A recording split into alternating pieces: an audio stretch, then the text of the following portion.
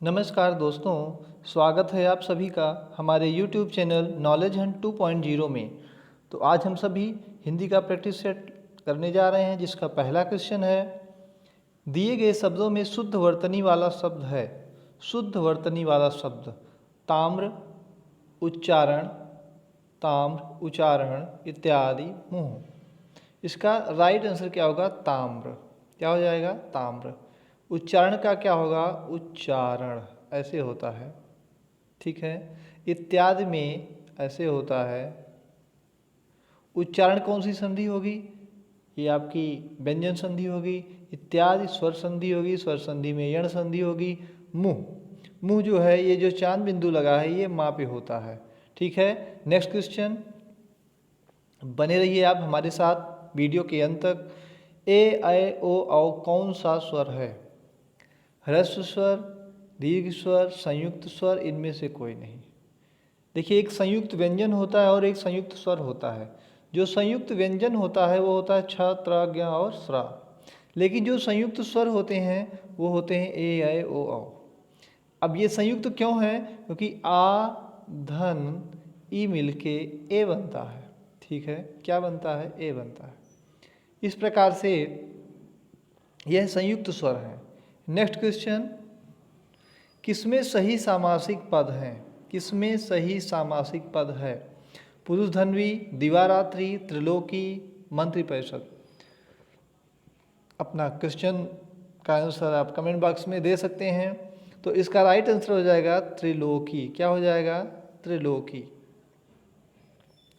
त्रिलोकी में कौन सा समास होगा? तो त्रिलोकी में जो है द्विगु समास होगा, क्योंकि द्विगु समास में पहला पद संख्यावाची होता है, ठीक है। नेक्स्ट क्वेश्चन, इनमें से अलंकार का कौन सा भेद है? इनमें से अलंकार का कौन सा भेद है? शब्दालंकार, छेकानुप्रास, लाटानुप्रास, इनमें से कोई नहीं। तो इसका जो राइट आंसर होगा वो हो जाएगा शब्दा अलंकार। अलंकार कितने प्रकार के होते हैं? तो हम बताएंगे कि शब्दालंकार, अर्थालंकार और उभयालंकार, तीन प्रकार के अलंकार होते हैं, ठीक है। नेक्स्ट क्वेश्चन,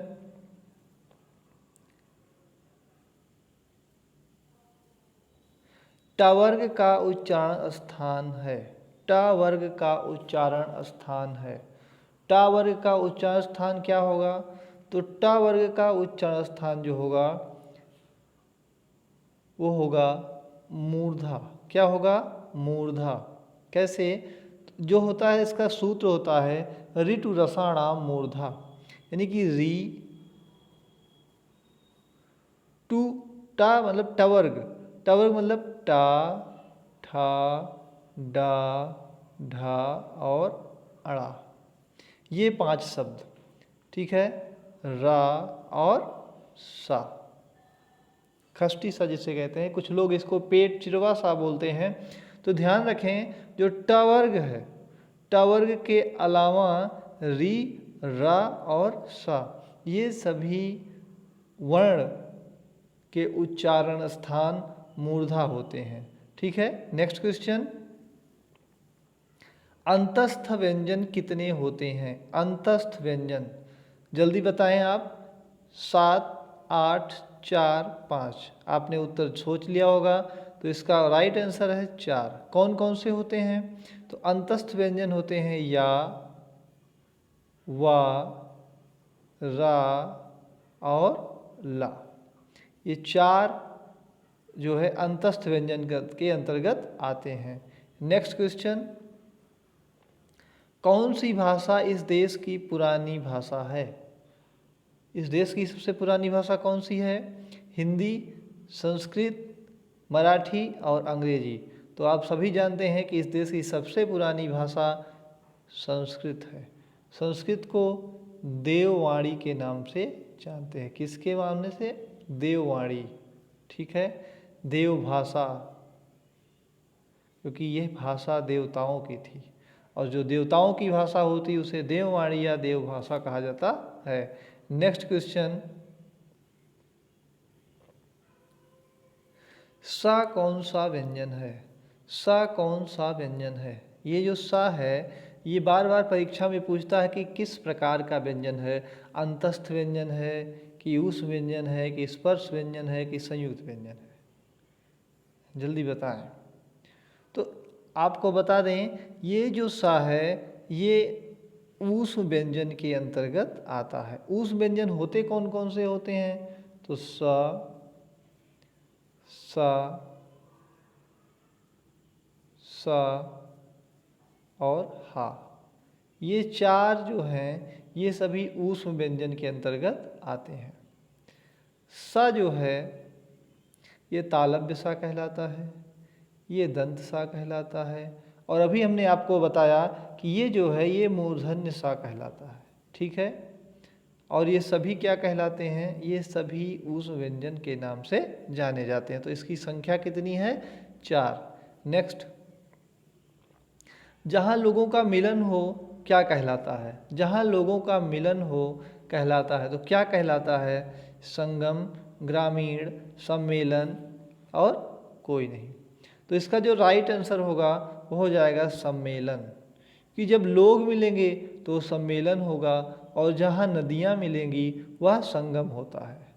और ग्रामीण क्या होता है? ग्रामीण गांव वालों को कहा जाता है, और ग्रामीण एक तत्सम शब्द है और उसका तद्भव शब्द क्या होता है? गांव होता है। ठीक है, नेक्स्ट क्वेश्चन, विशेषण और विशेष के योग से कौन सा समास बनता है?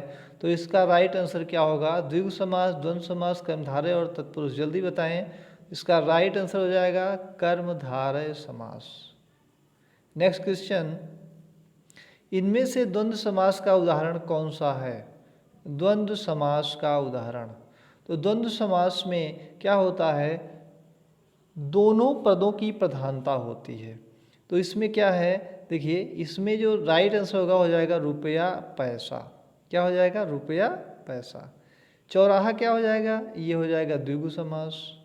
ठीक है, नेत्रहीन क्या हो जाएगा? ये हो जाएगा तत्पुरुष समास। नेत्र से हीन अर्थात क्या हो जाएगा? जल्दी बताएं। तत्पुरुष समास। और पीताम्बर क्या हो जाएगा? पीताम्बर हो जाएगा कर्मधारय समास। ये कर्मधारय भी हो जाएगा और ये बहुब्री भी हो जाएगा, लेकिन कंडीशन ये है कि आप विग्रह किस तरह से करते हैं। यदि करेंगे पीला है अंबर जिसका अर्थात कृष्ण तो हो जाएगा बहुब्री समास, और ये कहेंगे पीत है जो अंबर या पीला है जो अंबर, तो यह जो है कर्मधारय समास के अंतर्गत आएगा। नेक्स्ट क्वेश्चन, निम्नलिखित में से कौन एक संयुक्त व्यंजन नहीं है? संयुक्त व्यंजन नहीं है। अभी हमने आपको कुछ देर पहले बताया था कि संयुक्त व्यंजन कौन कौन से होते हैं। तो छ, स, त्रा और ज्ञा। तो इसमें कौन सा संयुक्त व्यंजन नहीं? तो जो स है यह संयुक्त व्यंजन नहीं है। तो ये है क्या? ये मूर्धन्य सा है, जिसको परीक्षाओं में बार बार पूछा जाता है कि कौन से सा है। तीनों सा, तो ये मूर्धन्य सा है, ये दंत सा है और ये तालव्य सा है। ध्यान रखेंगे। तो ये जो है ये संयुक्त व्यंजन नहीं है। नेक्स्ट क्वेश्चन, निम्नलिखित में से उच्चारण स्थान के आधार पर कंठ से लेकर मुख विवर में उच्चरित व्यंजन ध्वनियों का सही अनुक्रम है? क्या है? तो आप देखेंगे कंठ के बाद कौन सी ध्वनि आती, कौन सा ऊपर के अवयव क्या होते हैं, अंग क्या होते हैं? तो कंठ के बाद तालु आता है, तालु के बाद वत्स आता है, वत्स के बाद दंत आता है, और दांत के बाद सबसे ऊपर क्या होता है? ओठ होता है। तो आपका पहला आंसर राइट होगा। नेक्स्ट, दिए गए शब्दों में शुद्ध शब्द क्या है? शुद्ध शब्द क्या है? संपूर्ण, संपूर्ण, सपूर्ण, सर्वपूर्ण। तो आप देखेंगे कि संपूर्ण भी सही है और संपूर्ण भी सही है, दोनों सही है, लेकिन कभी भी ये आएगा तो हम इसको ही सही मानेंगे, इसको नहीं माना जाता। ठीक है, नेक्स्ट क्वेश्चन, स्वागत में प्रयुक्त संधि का नाम बताइए। तो स्वागत में प्रयुक्त संधि का क्या नाम है? व्यंजन संधि, यण संधि, दीर्घ संधि, वृद्धि संधि। तो इसका जो राइट आंसर हो जाएगा यण संधि। इसका संधि विच्छेद होगा क्या? तो हो जाता है सु धन आगत बराबर स्वागत। नेक्स्ट क्वेश्चन, निम्नलिखित शब्दों में से किसमें विसर्ग संधि है? किसमें विसर्ग संधि है? अतएव, नरेंद्र, व्यंजन, सज्जन, सदैव। अतएव, अतएव ही इसका राइट आंसर होगा, हो जाता है अतः धन एव। ये हो जाती है विसर्ग संधि। सबसे इंपॉर्टेंट क्वेश्चन। और अब नरेंद्र क्या है? नरेंद्र हो जाता है गुण संधि। क्या हो जाता है? नर धन इंद्र। सज्जन क्या हो जाता है? सज्जन हो जाती है व्यंजन संधि, हो जाता है सत धन जन। सदैव क्या हो जाता है? हो जाता है वृद्धि संधि, सदा धन एव। ठीक है। नेक्स्ट क्वेश्चन, उत्धनहार के योग से कौन सा शब्द बनेगा? तो उतार, हाहार, उदार, उद्धार। तो इस उत्धनहार के योग से जो बनेगा हो जाएगा उद्धार। उद्धार में कौन सी संधि होगी? तो हो जाएगी व्यंजन संधि। ठीक है, व्यंजन संधि। नेक्स्ट क्वेश्चन, यद्यपि में प्रयुक्त संधि का नाम बताइए। यद्यपि में प्रयुक्त संधि, तो यद्यपि में प्रयुक्त संधि है यण संधि, और इसकी संधि विच्छेद हो जाएगा यदि धन अपि। क्या हो जाएगा? यदि धन अपि। नेक्स्ट क्वेश्चन, संस्कार शब्द में किस उपसर्ग का प्रयोग हुआ है? तो संस्कार शब्द में किस उपसर्ग का प्रयोग हुआ है? तो इसका राइट आंसर हो जाएगा सम। मित्रों, यदि आपको वीडियो पसंद आ रही हो तो चैनल को सब्सक्राइब, लाइक और कमेंट करना ना भूलें, और अपने दोस्तों में ज़रूर शेयर करें। भारत की राष्ट्रभाषा है, भारत की राष्ट्रभाषा है क्या है? तो भारत की जो राष्ट्रभाषा है वो है हिंदी। राष्ट्रभाषा, राजभाषा सभी क्या है? हिंदी। तो आपको यह प्रैक्टिस सेट कैसा लगा कमेंट बॉक्स में ज़रूर बताएं। धन्यवाद।